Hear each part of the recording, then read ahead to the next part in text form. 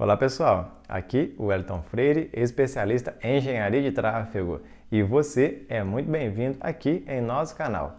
Neste vídeo comentarei com vocês sobre quais são os documentos que o condutor deve portar em seu veículo ao transitar pelas vias públicas. A fonte para este conteúdo é o Manual Brasileiro de Fiscalização de Trânsito, competência estadual, juntamente com as resoluções do CONTRAN. Pessoal, segundo a legislação de trânsito, conduzir veículo sem os documentos de porte obrigatório referidos no Código de Trânsito Brasileiro, o CTB, é infração leve, 3 pontos, e o veículo é retido até a apresentação do documento. Essa infração ocorre quando o condutor é flagrado sem os documentos de porte obrigatório elencados no CTB e na regulamentação do CONTRAN.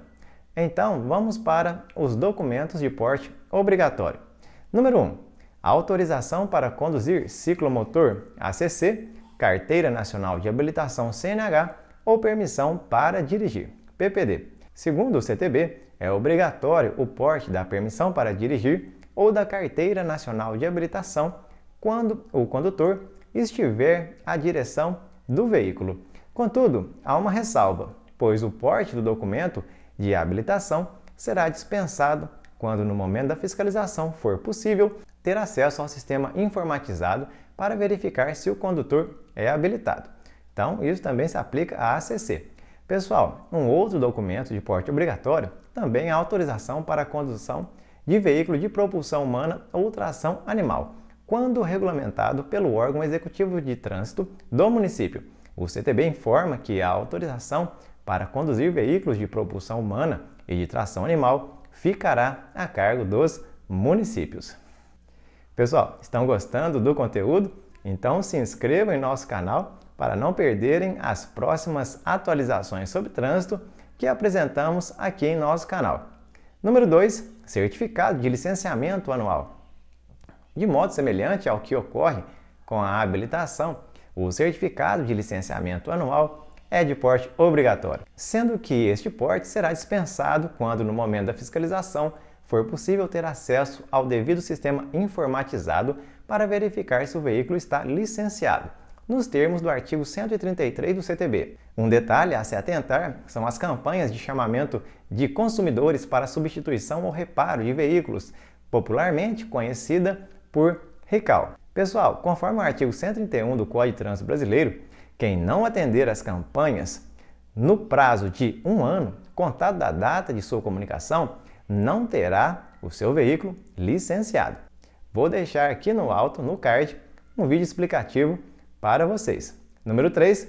Licença de aprendizagem de direção veicular, LADV.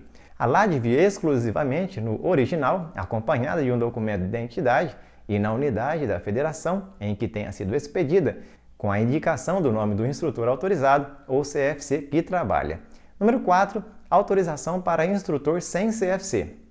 Segundo a resolução do CONTRAN 789 de 2020, a instrução de prática de direção veicular para obtenção da CNH poderá ser realizada por instrutores de trânsito não vinculados à CFC, mediante prévia autorização do órgão executivo de trânsito do Estado ou do Distrito Federal, nas localidades que não contarem com um CFC. Número 5. Autorização especial. Pessoal, essa autorização especial, conhecida por licença de para-brisas, é para o trânsito de veículos novos com ou sem carga de pessoas antes do registro e licenciamento, fixado no vidro dianteiro e no vidro traseiro, com prazo de validade de 15 dias, prorrogável por igual período, por motivo de força maior. Resolução do CONTRAN número 4 de 1998. Número 6. Nota fiscal de compra e venda. Nota fiscal de compra e venda válida por até 15 dias consecutivos à data do carimbo de saída do veículo, no caso de trânsito de veículos novos antes do registro e licenciamento. Resolução do CONTRAN número 4 de 1998, combinada com a resolução do CONTRAN 269 de 2008. Número 7. Documento de habilitação estrangeiro e habilitação internacional para dirigir. Documento de habilitação estrangeiro dentro do prazo de validade, quando amparado por convenções ou acordos internacionais ratificados e aprovados pelo Brasil, válida por no máximo 180 dias da entrada no território nacional. Aplica-se também ao brasileiro habilitado no exterior, no tocante à habilitação internacional para dirigir, quando o signatário da Convenção de Viena, Resolução do CONTRAN 360 de 2010. Sobre este assunto, vou deixar um card aqui no alto explicativo para vocês acessarem. Número 8. Autorização para a condução de escolares. Segundo o artigo 137 do CTB, a autorização a que se refere ao artigo anterior deverá ser afixada na parte interna do veículo em local visível, com inscrição da lotação permitida, sendo vedada a condução de escolares em número superior à capacidade estabelecida pelo fabricante. Número 9, temos a autorização para uso de placa de fabricante. A autorização emitida pelo fabricante ou empresa para o condutor no caso de uso de placa de fabricante. Resolução do CONTRAN 793 de 1994. Número 10, autorização específica, autorização específica definitiva ou autorização especial de trânsito.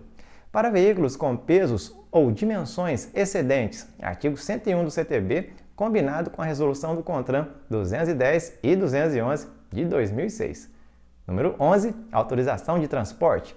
No caso de transporte de passageiros em veículos de carga a título precário, artigo 108 do CTB, combinado com a resolução do CONTRAN 82 de 98 e 211 de 2006. Número 12, ficha de trabalho do autônomo. É uma ficha de controle do tempo de direção e do intervalo de descanso do motorista profissional autônomo, que deverá sempre acompanhá-lo no exercício da sua profissão. Resolução do CONTRAN 405 de 2012. Número 13, certificado de apólice única do seguro de responsabilidade civil.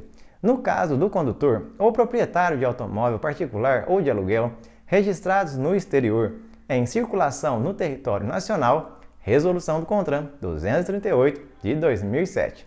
Número 14, certificado de aprovação em curso especializado. Segundo a resolução do CONTRAN 789 de 2020, os cursos especializados terão validade máxima de 5 anos, quando os profissionais deverão realizar o curso de atualização. E o profissional deverá apresentar certificado do curso de atualização dentro do período previsto na linha anterior, quando da renovação do seu credenciamento, junto ao órgão ou entidade executiva de trânsito do Estado ou do Distrito Federal. Os cursos terão validade em todo o território nacional. Então estes são os documentos de porte obrigatório que trouxemos aqui no canal para comentar com vocês. Pessoal, muito obrigado por assistir. Se gostaram, se inscrevam em nosso canal. Mais atualizações virão e apresentaremos elas aqui para vocês. Desejo a todos vocês um forte abraço e nos encontramos, é claro, no próximo vídeo.